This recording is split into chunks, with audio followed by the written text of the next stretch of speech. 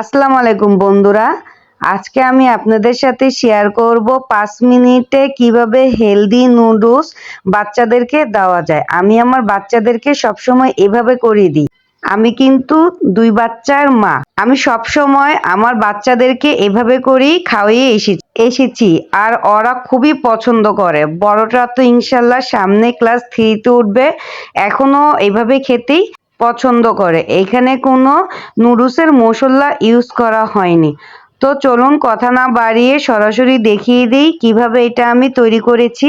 প্রথমে চুলায় একটা হাঁড়ি বসিয়ে সেখানে আমি একটু পরিমাণে সয়াবিন তেল দিয়ে দিয়েছি গরম হওয়ার জন্য। গরম হয়ে আসলে আমি এখানে 2 প্যাকেট ম্যাগি নুডলস নিয়ে নিব।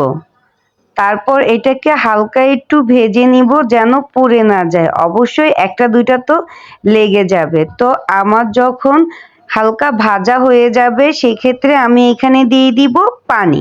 পানি দিয়ে ফুটে ওঠা পর্যন্ত ওয়েট করতে হবে।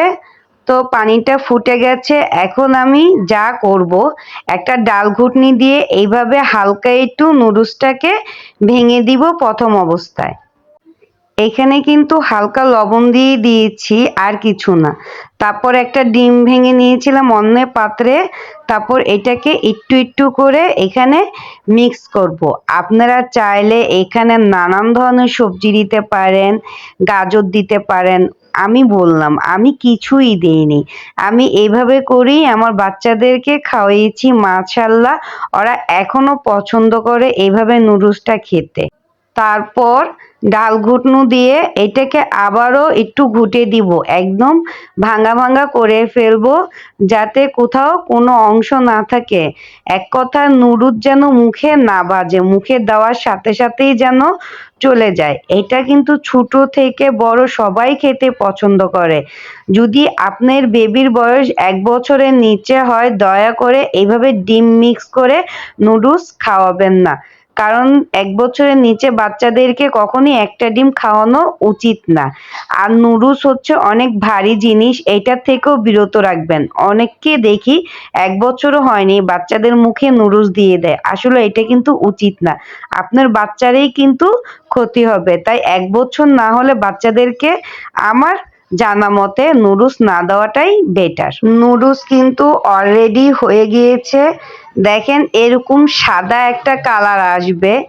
এটা কিন্তু অনেক হেলদি একটা নুডলস। যারা এখনো ট্রাই করেন নাই, আমি বলবো একবার হলো ট্রাই করে আপনাদের বাচ্চাদেরকে দেন, দেখবেন ওরা খুব মজা করে খাবে। হ্যাঁ, যাদের বাচ্চাদেরকে মশলা খাওয়িয়ে অভ্যাস করেছেন তারা কিন্তু এটা একদমই পছন্দ করবে না, কারণ তাদের মুখে মশলার স্বাদ লেগে গিয়েছে। আর যারা খাওয়াননি তারা একবার হলো এভাবে দিতে পারেন, তাহলে কিন্তু মজা লাগবে। কারণ আমার কথা মতন বানিয়ে খাওয়াবেন, পরে আমাকে কমেন্ট করবেন, আপু আমার বেবির তো একটুও মজা লাগেনি, অত খায়নি, ওই যে আপনি যে মশলা প্রথমে খাওয়িয়ে ফেলছেন সেজন্য। যাই হোক, এই ছিল আমার আজকের 5 মিনিটে হেলদি নুডলসের রেসিপি।